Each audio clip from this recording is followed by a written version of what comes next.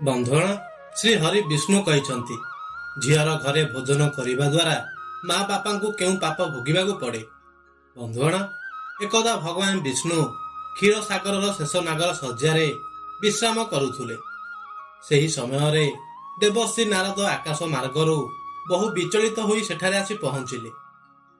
ଦେବର୍ଷି ନାରଦଙ୍କୁ ଏତେ ବିଚଳିତ ଥିବାର ଦେଖି ଭଗବାନ ବିଷ୍ଣୁ କହିଲେ, ହେ ଦେବର୍ଷି ନାରଦ, ଆପଣ କେଉଁ କାରଣରୁ ଏତେ ବ୍ୟସ୍ତ ବିବ୍ରତ ଦେଖାଯାଉଛନ୍ତି? କେଉଁ କଥା ଆପଣଙ୍କ ମନକୁ ବହୁ ବିଚଳିତ କରୁଛି? ଦେବର୍ଷି ନାରଦ କହିଲେ, ହେ ପ୍ରଭୁ, ଆଜି ମୁଁ ଯେତେବେଳେ ପୃଥିବୀ ଲୋକରେ ଭ୍ରମଣ କରୁଥିଲି, ତେବେ ଏପରି କିଛି ବିଚିତ୍ର ଦୃଶ୍ୟ ଦେଖିଲି ଯାହା ମୋରି ମନକୁ ବହୁ ଅଶାନ୍ତ କଲା ଓ ଏହା ସହ ମୋରି ମନରେ କିଛି ପ୍ରଶ୍ନ ଉଙ୍କି ମାରିବା କାରଣରୁ ଏହାର ଉତ୍ତର ଜାଣିବା ପାଇଁ ମୁଁ ଆପଣଙ୍କ ପାଖକୁ ଆସିଅଛି। ଭଗବାନ ବିଷ୍ଣୁ କହିଲେ, ହେ ଦେବର୍ଷି ନାରଦ, ତୁମରି ପ୍ରଶ୍ନ କଣ?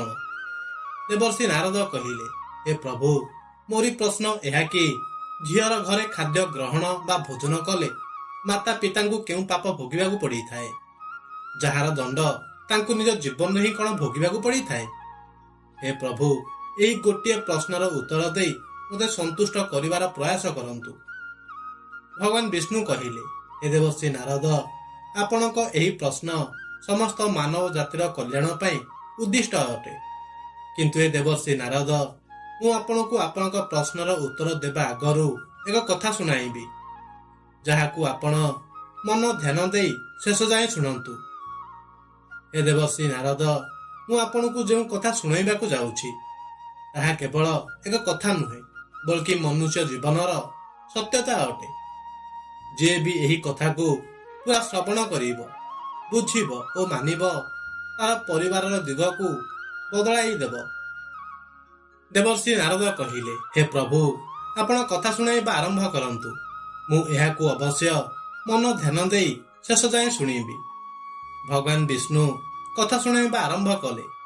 ଭଗବାନ ବିଷ୍ଣୁ କହିଲେ, ହେ ଦେବର୍ଷି ନାରଦ, ବହୁ ବର୍ଷ ତଳର କଥା ଅଟେ।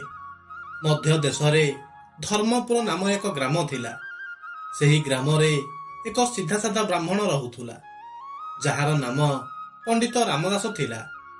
ସେ ବହୁତ ବଡ଼ ବିଦ୍ୱାନ ନଥିଲା, କିନ୍ତୁ ମନରେ ବଡ଼ ଶୁଦ୍ଧ ଥିଲା। ତାର ଏକ ପତ୍ନୀ ଥିଲା, ଯାହାର ନାମ ସୁମତି ଥିଲା। ସୁମତିର ସ୍ୱଭାବ ଏପରି ଥିଲା କି ରୁଟି ବନାଇବା ସମୟରେ ମଧ୍ୟ ରୁଟି ଉପରେ ହାତ ରଖିବା ପୂର୍ବରୁ ମନେ ମନେ ଭଗବାନଙ୍କ ନାମ ନେଉଥିଲା। ତାରି ଘରକୁ ଯିଏ ବି ଆସୁଥିଲେ ତାକୁ ଖାଲି ହାତରେ ଯିବାକୁ ଦେଉନଥିଲେ। ଏହା ସହ ମର୍ଯ୍ୟାଦାର ପାଳନ ସେତିକି ହିଁ କଠୋର ଥିଲା।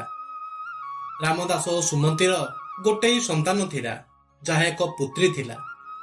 ତାର ନାମ ଥିଲା ପାର୍ବତୀ। ପାର୍ବତୀ ପିଲାଦିନୁ ହିଁ ବହୁତ ବୁଦ୍ଧିମାନ ଥିଲା। ନିଜ ମା ସହ ଚୁଲି ପାଖରେ ବସି ସେସବୁ ରୋଷେଇ କରିବା ମଧ୍ୟ ଧୀରେ ଧୀରେ ଶିଖୁଥିଲା। ଏହା ସହ ନିଜ ପିତାଙ୍କ ସାଥେ ବସି ଭାଗବତ ଗୀତା ଶ୍ରବଣ କରୁଥିଲା। ଏହିଭଳି ଭାବେ ଦିନ ବିତିବାକୁ ଲାଗିଲା।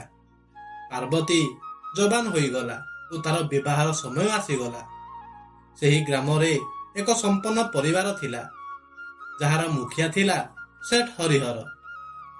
ତାରି ପୁତ୍ରର ନାମ ଶେଷଦେବ ଥିଲା।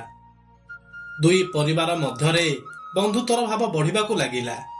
ପାର୍ବତୀ ଓ ଶେଷଦେବଙ୍କ ମଧ୍ୟରେ ବିବାହ ହେଲା। ପାର୍ବତୀ ବିଦା ହୋଇ ନିଜ ଶ୍ୱଶୁର ଘରକୁ ଚାଲିଗଲା। ବିଦାୟୀ ଦିନ ସୁମତୀ ଝିଅର ମଥାରେ ହାତ ରଖି ବାସ୍ ଏତିକି କହିଲା, ଝିଅ, ଶ୍ୱଶୁର ଘରେ ଖୁସିରେ ରହିଲେ କେବେ ବି ଅହଙ୍କାର କରିବୁ ନାହିଁ।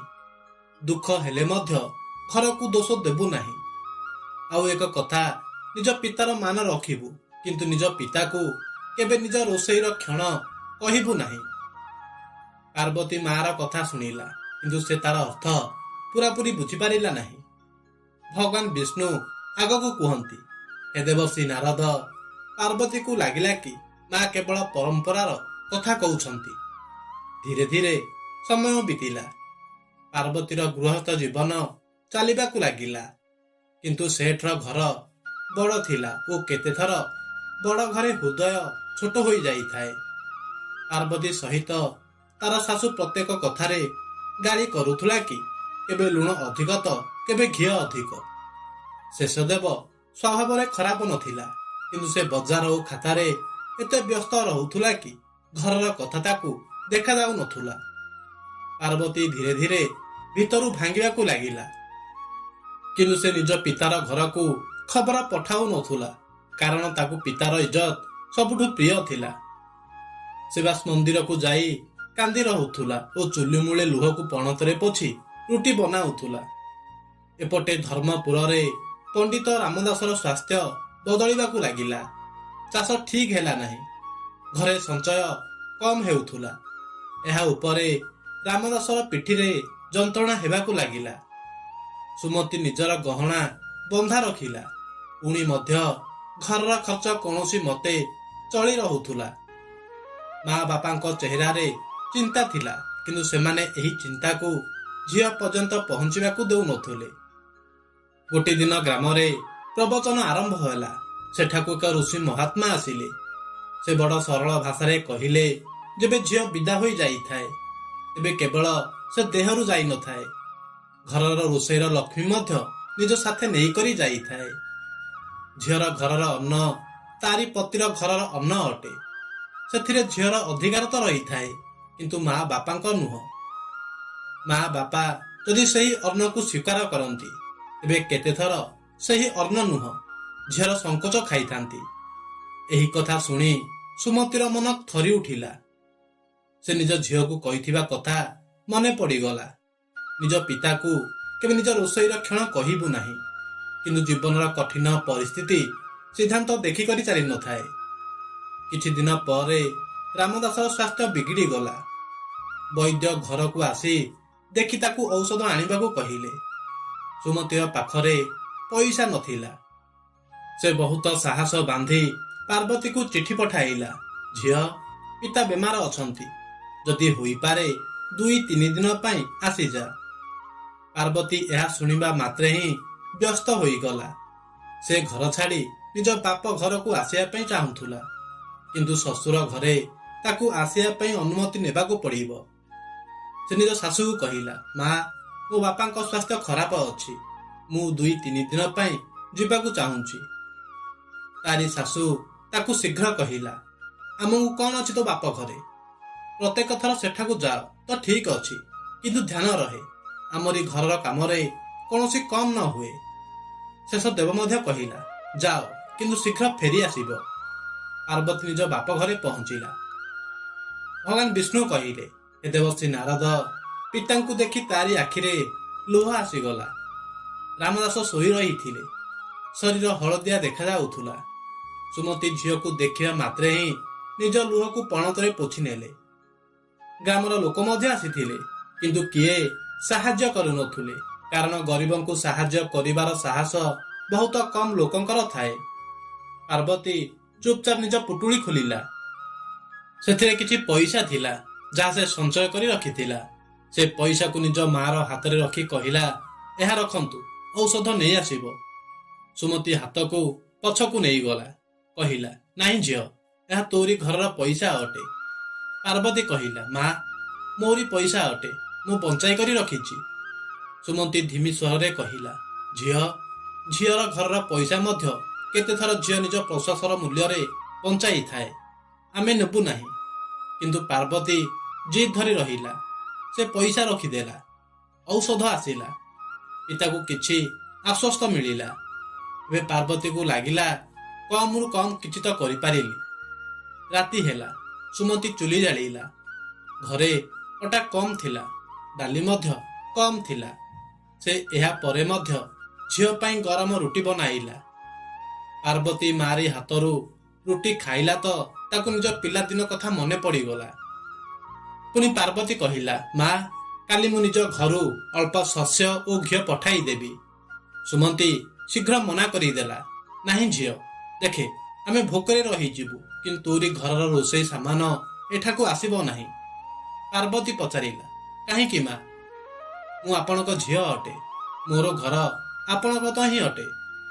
ସୁମତି ଝିଅର ମୁଣ୍ଡ ଉପରେ ହାତ ରଖିଲେ ଓ କହିଲେ, ଝିଅ, ତୋ ଘର ତୋରି ଅଟେ, ଆମରି ନୁହଁ। ଆମରି ଘର ଏହା ଅଟେ ଓ ଆମରି ରୁଟି ଏଠାକାର ଅଟେ। ଯଦି ଆମେ ତୋରି ଘରର ଖାଇବୁ, ତେବେ କାଲି ଲୋକେ କହିବେ, ଝିଅର ସାହାରାରେ ବଞ୍ଚୁଛୁ। ଓ ଏହାଠାରୁ ବଡ଼ ଡର ଏହା କି ତୋରି ଶ୍ୱଶୁର ଘର ଏହାକୁ ଅସ୍ତ୍ର ବନାଇ ନେବେ। ପାର୍ବତୀ ଚୁପ୍ ହୋଇଗଲା। ତାକୁ ପ୍ରଥମ ଥର ବୁଝା ପଡ଼ିଗଲା କି ମା ଅର୍ଣ୍ଣର ନୁହଁ, ଅପମାନର କଥା କହୁଛନ୍ତି। ଆଗକୁ ଭଗବାନ ବିଷ୍ଣୁ କହିଲେ, ହେ ଦେବଶ୍ରୀ ନାରଦ, ଏହି ମଧ୍ୟରେ ଆର ଦିନ ସକାଳେ ଏକ ଘଟଣା ଘଟିଲା, ଯାହା ପୁରା କଥାର ରୂପକୁ ବଦଳାଇ ଦେଲା। ଗ୍ରାମର ଏକ ବ୍ୟକ୍ତି ଯେ ସେଠ ହରିହରର ଦୋକାନକୁ ଯା ଆସ କରୁଥିଲା, ସେ ଯାଇ କହିଦେଲା କି ବୋହୂ କାଲି ନିଜ ବାପ ଘରକୁ ଯାଇଛି। ସେଠାରେ ତାଙ୍କରି ଖାଦ୍ୟ ପାଇଁ ଗୋଟେ ଦାନା ମଧ୍ୟ ନାହିଁ। ଲାଗୁଛି ଏବେ ଆପଣଙ୍କ ବୋହୂ ନିଜ ମା ବାପାଙ୍କୁ ମଧ୍ୟ ପାଳିବାରେ ଲାଗିଛି। ବାସ୍ ଏତିକି ଶୁଣିବା ମାତ୍ରେ ହିଁ ପାର୍ବତୀର ଶାଶୁ ମନରେ ବିଷ ଚରିଗଲା। ସେ ଶେଷଦେବକୁ କହିଲା, ଦେଖିଲୁ, ମୁଁ ପୂର୍ବରୁ ହିଁ କହିଥିଲି, ଏଇ ଝିଅ ବାପ ଘରକୁ ମଧ୍ୟ ଟାଣିବ।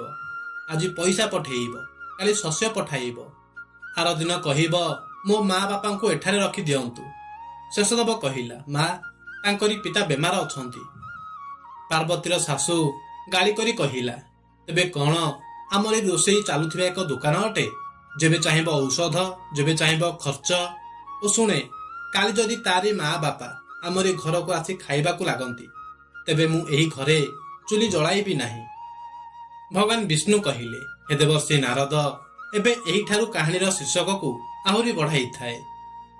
କାରଣ ଯେଉଁଦିନ ମା ବାପା ଝିଅ ଘରର ଖାଦ୍ୟ ଖାଇଥାନ୍ତି, କେତେଥର ସେହି ଦିନ ଝିଅ ପାଇଁ ସବୁଠାରୁ ଭାରି ବନି ଯାଇଥାଏ। ପାର୍ବତୀ ଏବେ ନିଜ ବାପ ଘରେ ହିଁ ଥିଲା ଓ ତାକୁ ଏହା ସବୁ ଜଣା ନଥିଲା।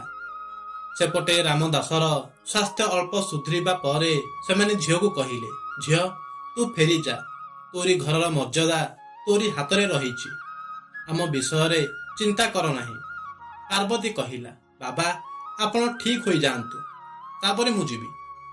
ରାମଦାସ ବହୁତ ଧୀର ଓ କଠୋର ସ୍ୱରରେ କହିଲା, ନାହିଁ ଝିଅ, ପିତାର ବେମାର ବଡ଼ ନୁହଁ, ଝିଅର ବଦନାମୀ ବଡ଼ ହୋଇଥାଏ। ଠିକ ଏହି ସମୟରେ କବାଟ ପାଖରେ କାହାର ଆସିବାର ପ୍ରତୀତ ହେଲା।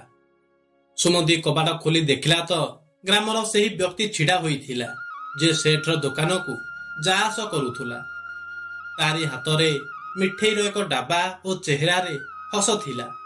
ସେ କହିଲା, ଆରେ ସୁମନ୍ତୀ, ଶୁଣିଛି ଜ୍ୱାଇଁ ପୁଅଙ୍କ ଘର ବଡ଼ ସମ୍ପନ୍ନ ଅଟେ। ଆଜିକାଲି ତ ଲୋକେ ଝିଅ ଘରର ଖାଇ ମଧ୍ୟ ସୁଖୀ ରହିଥାନ୍ତି, କେବଳ ଭାଗ୍ୟ ଆବଶ୍ୟକ। ସୁମନ୍ତୀର ଚେହେରା ଧଳା ପଡ଼ିଗଲା। ପାର୍ବତୀ ଏହି କଥା ଶୁଣିଲା ତ ତାରି କଲିଜା ଥରି ଉଠିଲା। ସେ ବୁଝିଗଲା କି କଥା ବ୍ୟାପି ଯାଇଛି, ଓ ଯଦି କଥା ବ୍ୟାପି ଯାଇଛି, ତେବେ ଶ୍ୱଶୁର ଘରେ ନିନ୍ଦା ବଢ଼ିବ ଓ ତାରି ପତି ଉପରେ ମଧ୍ୟ ଚାପ ବଢ଼ିବ। ରାମଦାସ ଧୀର ଭାବରେ ସୁମନ୍ତୀ ଆଡ଼କୁ ଦେଖିଲା, ମାନନ୍ତୁ ସେ ଯେମିତି କହୁଅଛି, ଦେଖିଲ, ଯେଉଁ ଡରର କଥା ତୁ କହି ରହୁଥିଲୁ, ସେହି ଡର ଆସିଗଲା। ପାର୍ବତୀ ସେହି କ୍ଷଣ ନିଶ୍ଚୟ କଲା, ଆଜିଠାରୁ ସେ ନିଜ ମା ବାପାଙ୍କୁ କୌଣସି ବି ଅପମାନର ପ୍ରଛାଇ ଠାରୁ ଦୂରରେ ରଖିବ। ପୁଣି ଭଗବାନ ବିଷ୍ଣୁ କହିଲେ, ହେ ଦେବଶ୍ରୀ ନାରଦ, ଆର ଦିନ ସକାଳେ ସେ ନିଜ ବାପ ଘରେ ତୁଳସୀର ଆଗରେ ଦୀପ ଜଳାଇ କହିଲା, ମା ବାବା, ଆଶୀର୍ବାଦ ଦିଅନ୍ତୁ, ଆପଣଙ୍କ କର୍ତ୍ତବ୍ୟ ମୋର ଧର୍ମ ଅଟେ, କିନ୍ତୁ ଆପଣଙ୍କ ମାନ ମୋରି ପାଇଁ ପ୍ରାଣଠାରୁ ବଢ଼ିକରି ଅଟେ। ମୁଁ ଆଜି ଫେରି ଯାଉଛି, କିନ୍ତୁ ଯିବା ସମୟରେ ଏକ ବଚନ ଦେଉଛି କି ଆପଣ ମୋରି ଘରର ଅନ୍ନ କେବେ ଖାଇବେ ନାହିଁ ଓ ମୁଁ ଆପଣଙ୍କୁ କେବେ ସେହି ସ୍ଥିତିରେ ଆସିବାକୁ ବି ଦେବି ନାହିଁ। ଏହି କଥା ଶୁଣି ସେମାନଙ୍କ ଆଖିରେ ଲୁହ ଆସିଗଲା ଓ ମୁଣ୍ଡ ହଲାଇ କହିଲେ, ଏହା ଆମରି ସୁନା ଝିଅ ଅଟେ, ଯାଅ ନିଜର ମର୍ଯ୍ୟାଦା ବଞ୍ଚାଅ। ଏହାପରେ ପାର୍ବତୀ ନିଜ ଶ୍ୱଶୁର ଘରେ ପହଞ୍ଚିଲା। ପାର୍ବତୀର ଶାଶୁ କବାଟ ପାଖରେ ହିଁ କହିଲା, ବୋହୂ, ଶୁଣିଛି ଆଜିକାଲି ତୋ ବାପ ଘରର ଖର୍ଚ୍ଚ ଏହାଠାରୁ ହିଁ ଚାଲୁଛି। ପାର୍ବତୀ ଶାନ୍ତ ସ୍ୱରରେ କହିଲା, ମା, ଆଜିଠାରୁ କୌଣସି ଖର୍ଚ୍ଚ କାହା ଦ୍ୱାରା ଚଳିବ ନାହିଁ। ଆଉ ଏକ ନିବେଦନ କି ମୋରି ମାତା ପିତା ଆପଣଙ୍କ ଠାରୁ ବି ବଡ଼ ଅଟନ୍ତି। ତାଙ୍କରି ବିଷୟରେ କୌଣସି ବି କଥା ଘରର ଲକ୍ଷ୍ମୀକୁ ଅଶୁଦ୍ଧ କରିଥାଏ। ଶେଷଦେବ ମଧ୍ୟ ପାଖରେ ହିଁ ଛିଡ଼ା ହୋଇଥିଲା। ପାର୍ବତୀ ନିଜ ପତିର ଆଗରେ ଦୁଇଟି ଚୁଡ଼ି ବାହାର କରି ଥାଳିରେ ରଖିଦେଲା ଓ କହିଲା, ଏହା ମୋରି ନିଜର ଶ୍ରମର ନୁହଁ, ଆପଣଙ୍କ ଘରର ଦେଇଛନ୍ତି। ଯଦି କେବେ ମୋରି ବାପ ଘରକୁ ଔଷଧ, ବସ୍ତ୍ର ବା ସାହାରା ଆବଶ୍ୟକ ହେବ, ତେବେ ମୁଁ ନିଜ ଶ୍ରମରେ ଦେବି। ଆଉ ଏକ ବଚନ ଆଜି ଆପଣଙ୍କଠାରୁ ମଧ୍ୟ ନେଉଛି କି ମୋରି ମାତା ପିତା ଯଦି ଏହି ଘରକୁ ଅତିଥି ବନିକରି ଆସିବେ, ତେବେ ତାଙ୍କୁ ଆଦର ଦେବେ, କିନ୍ତୁ ତାଙ୍କୁ କେବେ ଭୋଜନର ଥାଳି ନ ଲଗାଯିବ। ପାର୍ବତୀର ଶାଶୁ ପ୍ରଥମ ଥର ନିରୁତ୍ତର ହୋଇଗଲା। ଶେଷଦେବ ଧୀର ସ୍ୱରରେ କହିଲା, ମୁଁ ତୁମ ସାଥିରେ ଅଛି ପାର୍ବତୀ। ମୁଁ ବି ନିଜର ପୁରୁଷାର୍ଥ ଦ୍ୱାରା ତାଙ୍କରି ସହାୟତା କରିବି, କିନ୍ତୁ କାହାକୁ ବିନା ତାନା ଦେଇ, ବିନା ଦେଖାଇ। ସେହି ସନ୍ଧ୍ୟାରେ ଶେଷଦେବ ଓ ପାର୍ବତୀ ଧର୍ମପୁରରେ ପହଞ୍ଚିଲେ। ପାର୍ବତୀ ନିଜ ପିତାଙ୍କ ପାଦ ଛୁଇଁ କହିଲା, ବାବା, ଆପଣଙ୍କ ମାନ ମୋ ପାଇଁ ସବୁଠାରୁ ବଡ଼ ଅଟେ। ଏହା କିଛି ଟଙ୍କା ଅଟେ, ଯାହା ମୋରି ଶ୍ରମର ଅଟେ। ଏହାକୁ ସ୍ୱୀକାର କରନ୍ତୁ, କିନ୍ତୁ ମୋ ରୋଷେଇର ଅନ୍ନ ନୁହଁ। ଭଗବାନ ବିଷ୍ଣୁ କହିଲେ, ହେ ଦେବର୍ଷି ନାରଦ, ଆଶା କରୁଛି ଏହି କାହାଣୀ ମାଧ୍ୟମରେ ଆପଣଙ୍କୁ ଆପଣଙ୍କ ପ୍ରଶ୍ନର ଉତ୍ତର ମିଳିଯାଇଥିବ। ଦେବର୍ଷି ନାରଦ କହିଲେ, ହେ ପ୍ରଭୁ, ସତରେ ଆପଣଙ୍କ ଏହି କଥା ବହୁ ମହାନ ଅଟେ, ଯାହାଦ୍ୱାରା ମୋ ମନରେ ଉଠୁଥିବା ପ୍ରଶ୍ନର ଉତ୍ତର ପାଇ ମୁଁ ସନ୍ତୁଷ୍ଟ ହୋଇଗଲି। ଆପଣଙ୍କୁ କୋଟି କୋଟି ପ୍ରଣାମ। ବନ୍ଧୁଗଣ, ଆଶା କରୁଛି ଏହି କଥାଟି ଆପଣଙ୍କୁ ନିଶ୍ଚୟ ପସନ୍ଦ ଆସିଥିବ। ଯଦି ଏହି କଥାଟି ଆପଣଙ୍କୁ ପସନ୍ଦ ଆସିଥାଏ, ତେବେ କମେଣ୍ଟ ବକ୍ସରେ ଜୟ ଶ୍ରୀ ହରିବିଷ୍ଣୁ ନିଶ୍ଚୟ ଲେଖିଦିଅନ୍ତୁ। ଏହା ସହ ଭିଡ଼ିଓକୁ ଲାଇକ୍ କରି ଆମର ୟୁଟ୍ୟୁବ ଚ୍ୟାନେଲକୁ ସବସ୍କ୍ରାଇବ୍ କରିଦିଅନ୍ତୁ। ଧନ୍ୟବାଦ।